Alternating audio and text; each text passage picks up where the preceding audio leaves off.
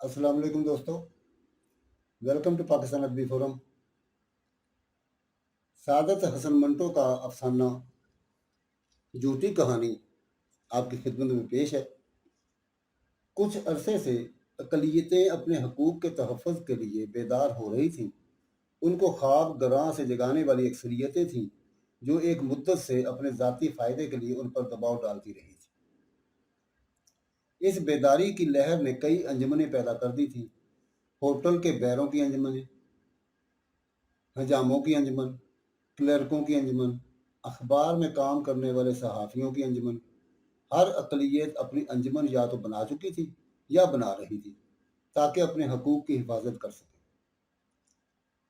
ऐसी हर अंजुमन के क़याम पर अखबारों में तबसरे होते थे। अक्सरियत के हमायती उनकी मुखालफत करते थे और अक़लियत की तरफदार मुवाफ़क़त गर्ज़े के कुछ अरसे से एक अच्छा खासा हंगामा बरपा था जिससे रौनक लगी रहती थी। मगर एक रोज़ जब अखबारों में यह खबर शाये हुई कि मुल्क के 10 नंबरी गुंडों ने अपनी अंजुमन कायम की है तो अक्सरियतें और अक़लियतें दोनों सनसनीज़दा हो गईं। शुरू शुरू में तो लोगों ने ख्याल किया कि ये बेपर की उड़ा दी है किसी ने, पर जब उस अंजुमन ने अपने अगराज़ व मकासद शाये किए और एक बाकायदा मंशूर तरतीब दिया तो पता चला कि ये कोई मज़ाक नहीं। गुंडे और बदमाश वाकई खुद को इस अंजुमन के साए तले मुत्तहिद और मुनज़्ज़म करने का पूरा पूरा तहैया कर चुके हैं। इस अंजुमन की एक दो मीटिंगें हो चुकी थीं। उनकी रुदाद अखबारों में शाया हो चुकी थी। लोग पढ़ते और दम खुद हो जाते। बाज़ कहते कि बस अब क़यामत आने वाली है। अगराज़ व मकासद की एक लंबी चौड़ी फहरिस्त थी जिसमें यह कहा गया था कि गुंडों और बदमाशों की ये अंजुमन सबसे पहले तो इस बात पर सदाए एहतजाज बुलंद करेगी कि मुआशरे में उनको नफ़रत व हकारत की नज़र से देखा जाता है। वो भी दूसरों की तरह बल्कि उनके मुकाबले में कुछ ज़्यादा अमल पसंद शहरी हैं। उनको गुंडे और बदमाश ना कहा जाए इसलिए कि इससे उनकी तज़लील व तौहीन होती है। वो खुद अपने लिए कोई मुनासिब और मुअज़्ज़ज़ नाम तजवीज़ कर लेते मगर इस ख्याल से कि अपने मुँह मियाँ मिट्ठू की कहावत उन पर चस्पा ना हो, वो इसका फ़ैसला अवाम व ख़वास पर छोड़ते हैं। चोरी चकारी, डकैती और राहज़नी, जेब तराशी और जालसाज़ी, पत्तेबाज़ी और ब्लैक मार्केटिंग वगैरह अफ़आल कबीहा के बजाय फ़नून लतीफ़ा में शुमार होने चाहिए। इन लतीफ़ फ़नून के साथ अब तक जो बुरा सलूक रखा गया है इसकी मुकम्मल तलाफ़ी इस यूनियन का नस्बुल ऐन है। ऐसे ही कई और अगराज़ व मकासद थे जो सुनने और पढ़ने वालों को बड़े अजीबो-गरीब मालूम होते थे। बज़ाहिर ऐसा था कि चंद बेफ़िक्रे ज़रीफ़ों ने लोगों की तफरीह के लिए ये सब बातें गढ़ी हैं। ये चुटकुला ही तो मालूम होता था कि यूनियन अपने मेंबरों की कानूनी हिफाजत का ज़िम्मा लेगी और उनकी सरगर्मियों के लिए साज़गार और खुशगवार फ़िज़ा पैदा करने के लिए पूरी पूरी जद्दोजहद करेगी। वो हुकामे वक्त पर जोर देगी कि यूनियन के हर रुकन पर इसके मकाम और रुतबे के लिहाज से मुकदमा चलाया जाए और सजा देते वक्त भी उसको पेश नज़र रखा जाए। हुकूमत लोगों को अपने घरों में चोरों का बरकी अलार्म ना लगाने दे इसलिए कि बाज़ औक़ात ये हलाकत खेज साबित होता है। जिस तरह सियासी कैदियों को जेल में ए और बी क्लास की मुराद दी जाती हैं इसी तरह इस यूनियन के मेंबरों को दी जाएं। यूनियन इस बात की का भी ज़िम्मा लेती थी कि वो अपने मेंबरों को ज़ईफ़ और नाकारा या किसी हादसे के शिकार हो जाने की सूरत में हर माह गुजारे के लिए माकूल रकम देगी। जो मेंबर किसी खास शोबे में महारत हासिल करने के लिए बाहर के ममालिक में जाना चाहेगा उसे वजीफा देगी वगैरह वगैरह। जाहिर है कि अखबारों में इस यूनियन के क़याम पर खूब तबसराबाजी हुई। करीब करीब इसके खिलाफ थे। बाज़ रिजत पसंद कहते थे कि ये कम्युनिज्म की इंतहाई शक्ल है और इसके बानियों के डांडे क्रेमलिन से मिलाते हैं। हुकूमत से चुनाचे बार बार दरख्वास्त की जाती कि वो इस फितने को ज़रा कुचल दे क्योंकि अगर इसको ज़रा भी पनपने का मौका दिया गया तो मुआशरे में ऐसा जहर फैलेगा कि उसका तिर्याक मिलना मुश्किल हो जाएगा। ख्याल था कि तरक्की पसंद इस यूनियन की तरफदारी करेंगे कि इसमें एक जिद्दत थी और पुरानी कदरों से हट कर उसने अपने लिए एक बिल्कुल नया रास्ता तलाश किया था। और फिर ये कि रिजत पसंद इसे कम्युनिस्टों के इख्तरा समझते थे। मगर हैरत है कि अकलियतों के ये सबसे बड़े तरफदार पहले तो इस मामले में खामोश रहे और बाद में दूसरों के हमनवा हो गए और इस यूनियन की बेखुनी पर जोर देने लगे। अखबारों में हंगामा बरपा हुआ तो मुल्क के गोशे गोशे में इस यूनियन के क़याम के खिलाफ जलसे होने लगे। करीब करीब हर पार्टी के नामी ग्रामी लीडरों ने प्लेटफार्म पर आकर इस नंगे तहजीब व तमद्दुन जमात को मलून करार दिया और कहा कि यही वक्त है जब तमाम लोगों को अपने आपस के झगड़े छोड़कर इस फितने अजीम का मुकाबला करने के लिए इत्तेहाद, नज्म और यकीन महकम को अपना मोटो बनाकर डट जाना चाहिए। इस सारे हंगामे का जवाब यूनियन की तरफ से एक पोस्टर के जरिए से दिया गया, जिसमें बड़े इख्तिसार के साथ ये कहा गया कि प्रेस अक्सरियत के हाथ में है, कानून उसकी पुश्त पर है, मगर अंजुमन के हौसले और इरादे पस्त नहीं हुए। वो कोशिश कर रही है कि बहुत सी रकम देकर कुछ अखबार खरीद ले और उनको अपने हक में कर ले। ये पोस्टर मुल्क के दरो दीवार पर नमूदार हुआ तो फौरन बाद कई शहरों से बड़ी बड़ी चोरियों और डकैतियों की इतलाएं वसूल हुई और इसके चंद रोज बाद जब एकाएकी दो अखबारों ने दबी जुबान में गुंडों और बदकारों के यूनियन के अगराज व मकासद में इस्लाही पहलू कुरेदना शुरू किया तो लोग समझ गए कि पसे पर्दा क्या हुआ है। पहले इन दो अखबारों की इशाअत होने ना होने के बराबर थी, नहायत ही घटिया कागज पर छपते थे, लेकिन देखते ही देखते कुछ ऐसी कायाकल्प हुई कि लोग दंग रह गए। सबसे अच्छा एडिटोरियल स्टाफ इन दो पर्चों के पास था। दफ्तर में एक के बजाय दो दो टेलीप्रिंटर थे। तनख्वाह मुकर्रर वक्त पर से पहले मिल जाती थी, बोनस अलग मिलता था, घर का अलाउंस, तांगे का अलाउंस, सिगरेटों का अलाउंस, चाय का अलाउंस, महंगाई अलाउंस, ये सब अलाउंस मिलकर तनख्वाह से दुगने हो जाते थे। जो दफ्तरस के रसिया थे उनको मुफ्त में परमिट मिलता था और बेहतरीन स्कॉच विस्की कंट्रोल्ड कीमत पर दस्तयाब होती थी। अमले के हर आदमी से बाकायदा कॉन्ट्रैक्ट किया गया था, जिसमें मालिक की तरफ से ये इकरार था कि अगर उसके घर में कभी चोरी हुई या उसकी जेब काट ली गई तो उसे नुकसान के अलावा हर्जाना भी अदा किया जाएगा। इन दो अखबारों की इशाअत देखते देखते हजारों तक पहुंच गई। ताज्जुब है कि पहले जब इनकी इशाअत कुछ भी नहीं थी तो ये हर रोज कसीरुल इशाअत होने के बुलंद बाग दावे करते थे, मगर जब इनकी कायाकल्प हुई तो इस मामला में बिल्कुल खामोश हो गए। बैक वक्त अलबत्ता इन दोनों अखबारों ने कुछ अरसे के बाद ये ऐलान छापा कि हमारी इशाअत इस हद तक जा पहुंची है कि अगर हमने इससे तजावज़ किया तो तजारती नुक्ता नज़र से नुकसान ही नुकसान। इनके इल्मी और अदबी एडिशनों में अजीबोगरीब मौज़ूआत पर मज़मून शाये होते थे। ये 4-5 तो बड़े ही सनसनीखेज थे। ब्लैक मार्केटिंग के फ़वाइद, मुआशियात की रोशनी में, मुआशरती और मजलिसी दायरे में कहवा खानों की अहमियत, द्रोग गो राह हाफजा बाशत, जदीद साइंटिफिक तहकीक, बच्चों में कत्लो गारत गरी के फितरी रुझानात, सादियत पर सैर हासिल तबसरा, दुनिया के खौफनाक डाकू और तकदीर से मजहब। इश्तहार भी कम अजीबो गरीब नहीं होते थे। इनमें मुश्तहर का नाम और पता नहीं होता था। सुर्खियां देकर मतलब की बात मुख्तसर लफ्जों में अदा कर दी जाती थी। चंद सुर्खियां मुलाहजा हों। चोरी के जेवरात खरीदने से पहले हमारा निशान जरूर देख लिया करें, जो खरे माल की जमानत है। ब्लैक मार्केट में सिर्फ इसी फिल्म के टिकट फरोख्त किए जाते हैं जो तफरीह का बेहतरीन सामान पेश करता है। दूध में किन तरीकों से मिलावट की जाती है, रिसाला दूध का दूध और पानी का पानी मुतालिया फरमाइए। टूने टोटके गंडे और तावीज़, अमले हमजाद और तस्खीर महबूब के जंतर मंतर सब झूठे हैं। खुद को धोखा देने के बजाय माशूक को धोखा दीजिए। खाने पीने को सिर्फ वो चीज़ें खरीदिए जिनमें ज़र्र रसां चीज़ों की मिलावट ना हो। एक अलग कॉलम में ब्लैक मार्केट के आज के भाव के उन्वान तले इन तमाम चीज़ों की कंट्रोल्ड कीमत दर्ज होती थी जो सिर्फ ब्लैक मार्केट से दस्तयाब होती थी। लोगों का कहना था कि इन कीमतों में एक पाई की भी कमी बेशी नहीं होती। जो छुपे चोरी का खास निशान लगाया हुआ माल खरीदते थे, अर्जा कीमत पर 16 आने खरा माल मिलता था। गुंडों, चोरों और बदकारों की अंजुमन जब आहिस्ता आहिस्ता नेक नामी हासिल करने लगी तो अरबाब बुस्तो कुशाद की तशवीश दुचंद हो गई। हुकूमत ने अपनी तरफ से खुफिया तौर पर बहुत कोशिश की कि इसके अड्डे का सुराग लगाए, मगर कुछ पता न चला। यूनियन की तमाम सरगर्मियां ज़ेरे ज़मीन यानी अंडरग्राउंड थी। ऊंची सोसाइटी के चंद अराकीन का ख्याल था कि पुलिस के बाद बदकुमाश अफसर इस यूनियन से मिले हुए हैं, बल्कि उसके बाकायदा मेंबर हैं اور ہر ماہ اپنی ناجائز ذرائع سے پیدا کی ہوئی آمدن کا بیشتر حصہ بطور جزیے کے دیتے ہیں۔ یہی وجہ ہے کہ قانون کا نشتر معاشرے کے اس نہایت ہی مہلک پھوڑے تک نہیں پہنچ سکا۔ جتنے منہ اتنی باتیں، مگر یہ بات قابل غور تھی کہ عوام میں جو اس یونین کے قیام سے بے چینی پھیلی ہوئی تھی اب بالکل مفقود تھی۔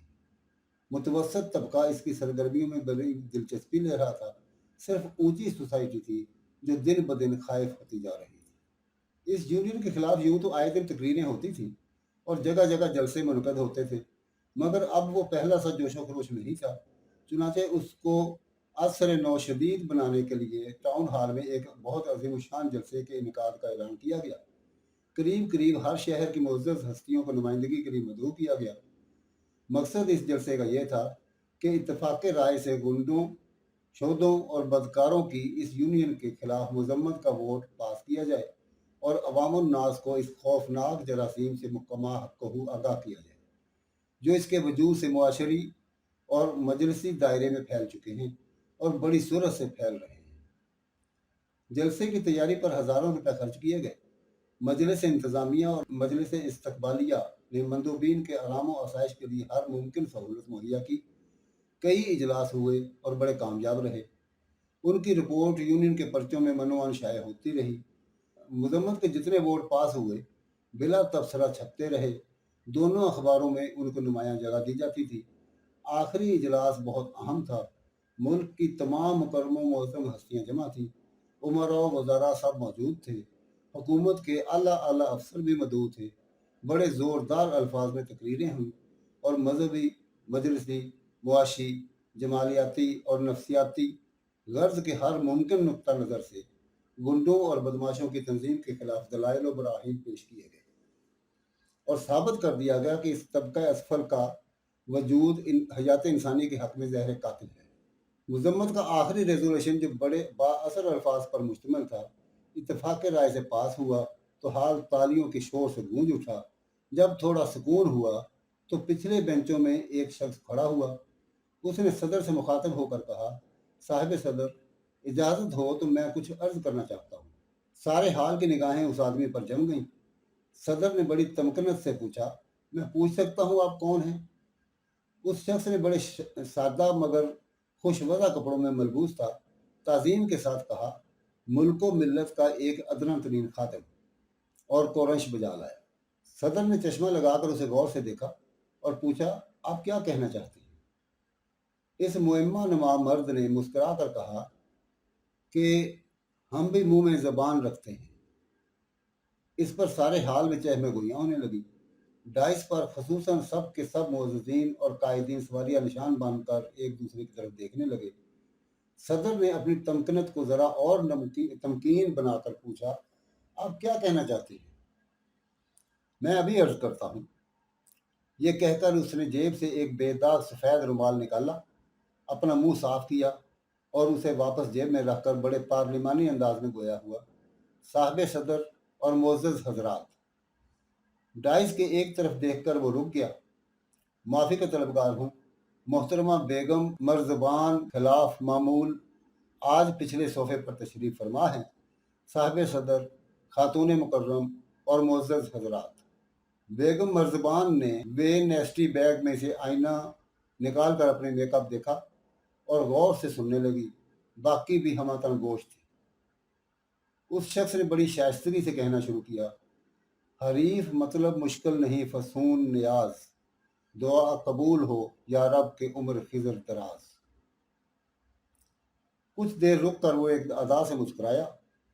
حضرت غالب، اس اجلاس میں اور اس سے پہلے مجلسی دائرے کے ایک مفروضہ طبقہ اسفل کے بارے میں جو زہر فشانی کی گئی ہے، آپ کے اس خاکسار نے بڑی غور سے سنی ہے۔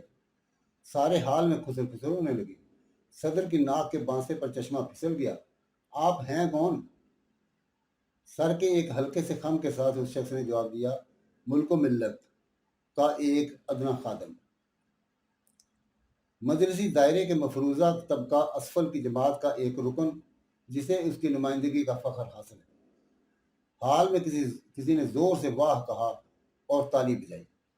چوروں، اچکوں اور گنڈوں کے یونین کے نمائندے نے سر کو پھر ہلکی سی جنبش دی اور کہنا شروع کیا क्या अर्ज करूं, कुछ कहा नहीं जाता। वहां गया भी मैं तो उनकी गालियों का क्या जवाब। याद थी जितनी दुआएं सिर्फ दरवां हो गई। इस इजलास में इस जमात के खिलाफ जिसका ये खाकसार नुमाइंदा है, इस कदर गालियां दी गई हैं, इस कदर लानत मलामत की गई है कि सिर्फ इतना कहने को जी चाहता है।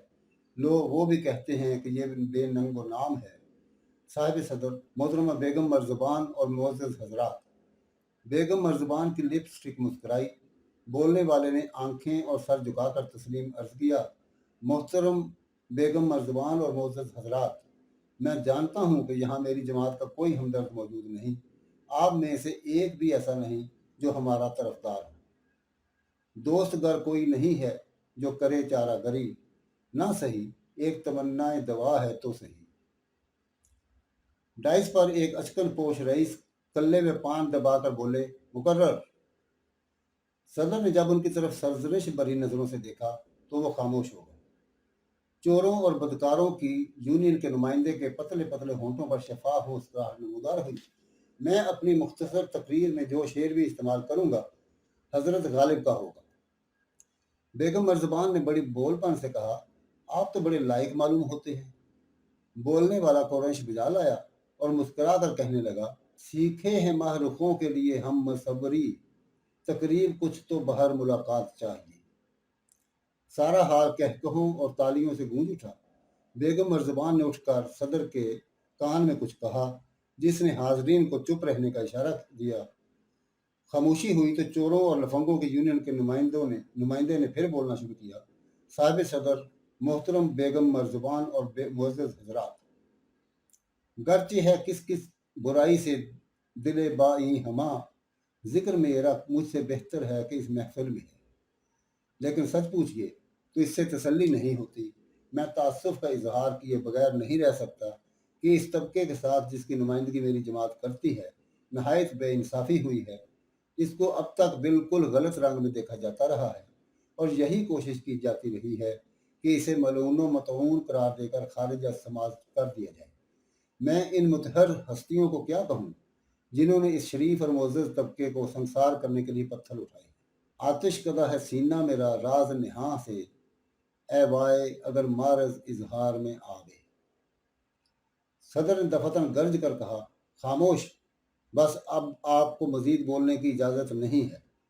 मुकर्रर ने मुस्कुरा कर कहा, हजरत गालिब की इसी गज़ल का एक शेर है, दे मुझको शिकायत की इजाज़त के सितमगर, कुछ तुझको मज़ा भी मेरे आज़ार में आवे। हाल तालियों के शोर से गूंज उठा। सदर ने इजलास बर्खास्त करना चाहा, मगर लोगों ने कहा कि नहीं, चोरों और गुंडों की यूनियन के नुमाइंदे की तकरीर खत्म हो जाए तो कार्रवाई बंद की जाए। सदर और दूसरे अरकान इजलास ने पहले आमादगी जाहिर ना की, लेकिन बाद में राय अम्मा के सामने उन्हें झुकना पड़ा। मुकर्रर को बोलने की इजाज़त मिल गई। उसने साहिब सदर का मुनासिब व मौजूद अल्फाज में शुक्रिया अदा किया और कहना शुरू किया, हमारी यूनियन को सिर्फ इसलिए नफरत व तहकीर की नज़र से देखा जाता है कि ये चोरों, उठाई गिरों, राहजनों और डाकुओं की अंजुमन है जो इनके हकूक़ के तहफ़्फ़ुज़ के लिए कायम की गई है। मैं आप लोगों के जज्बात बखूबी समझता हूँ। आपका फौरी रद्द-ए-अमल किस किस्म का था, मैं इसका तसव्वुर भी कर सकता हूँ, मगर चोरों, डाकुओं और राहजनों के हकूक़ क्या नहीं होते या नहीं हो सकते? मैं समझता हूँ कोई सलीमुद्दिमाग आदमी ऐसा नहीं सोच सकता। जिस तरह सबसे पहले आप इंसान हैं, बाद में सेठ साहब हैं, रईस आज़म हैं, म्यूनसिपल कमिश्नर हैं, वज़ीर दाखिला हैं या खारजा, इसी तरह वो भी सबसे पहले आप ही की तरह के इंसान हैं। चोर, डाकू, उठाई गिरा, जेब कतरा और ब्लैक मार्केटर बाद में। जो हकूक़ दूसरे इंसानों को इस सकफ नीलोफरी के नीचे मुहैया हैं, वो उसे भी मुहैया हैं और होने चाहिए।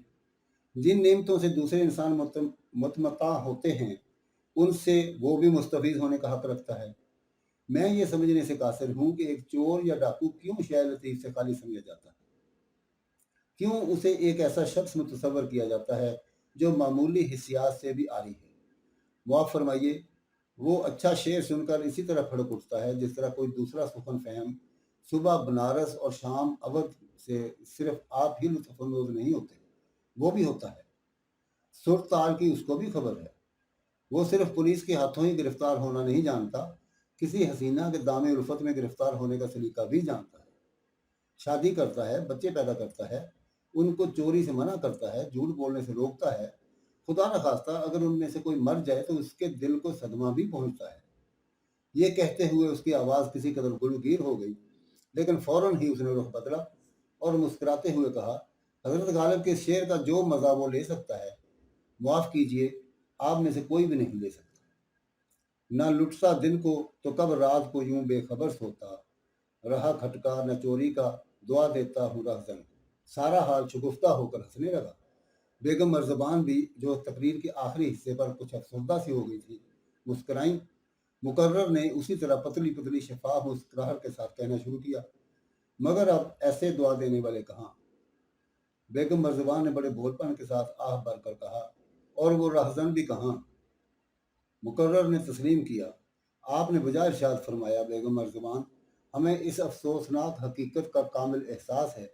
यही वजह है कि हमने मिलकर अपनी अंजुमन बना डाली है। मरूर ज़माना के साथ रहजन, चोर और जेब कतरे करीब करीब सब अपनी अपनी रवश और वज़ादारी को भूल गए हैं, लेकिन मकाम मुसर्रत है कि वो अब बहुत तेज़ी से अपने असल मकाम की तरफ लौट रहे हैं।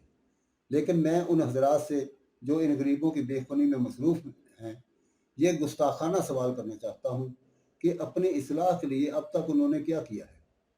मुझे कहना तो नहीं चाहिए, मगर तकाबुल के लिए कहना पड़ता है कि हमें नहायत जलील, चोर और सफाक डाकू कहा जाता है, मगर वो लोग क्या हैं, कुछ इस आली मर्तबा डाइस पर भी बैठे हैं जो अवाम का मालो मता दोनों हाथों से लूटते रहे हैं। हाल में शेम शेम के नारे बुलंद हुए। मुकर्रर ने कुछ तवक्कुफ के बाद कहना शुरू किया, हम चोरी करते हैं, डाके डालते हैं, मगर इसे कोई और नाम नहीं देते। ये मोअज़्ज़ज़ हस्तियाँ बदतरीन किस्म की डाकाज़नी करती हैं, मगर ये जायज़ समझी जाती है। अपनी आँख के इस तवीलो अरीज़ और बारी बरकम शहतीर को कोई नहीं देखता और ना देखना चाहता है। क्यों? ये बड़ा गुस्ताख सवाल है। मैं इसका जवाब सुनना चाहता हूँ, चाहे वो इससे भी ज़्यादा गुस्ताख हो। थोड़े तवक्कुफ के बाद वो मुस्कुराया, वज़ीर साहिबान अपनी मसनद वज़ारत की शान पर उस तरह तेज़ करके मुल्क की हर रोज़ हजामत करते रहें, ये कोई जुर्म नहीं, लेकिन किसी की जेब से बड़ी सफाई के साथ बटवा चुराने वाला काबिल ताज़ीर है। ताज़ीर को छोड़िए, मुझे इस पर कोई ज़्यादा इतराज़ नहीं, वो आपकी नज़रों में काबिल गर्दन ज़नी है। डाइस पर बहुत से हजरात बेचैनी और इज़्तिराब महसूस करने लगे। बेगम मर्ज़बान मसरूर थी। मुकर्रर ने अपना गला साफ किया, फिर कहना शुरू किया, तमाम महकूमों में ऊपर से लेकर नीचे तक रिश्वत सतानी का सिलसिला कायम है। ये किसी मालूम नहीं, क्या ये कभी कोई राज है जिसके इंकशाफ की ज़रूरत है कि ख्वेश परवरी और कुंभा नवाजी की बदौलत सख्त नाअहल, खैर दिमाग और बदकुमाश बड़े बड़े ओहदे संभाले बैठे हैं। माफ़ फरमाइएगा, इधर हमारे तबके में ऐसे अफसोसनाक हालात मौजूद नहीं हैं।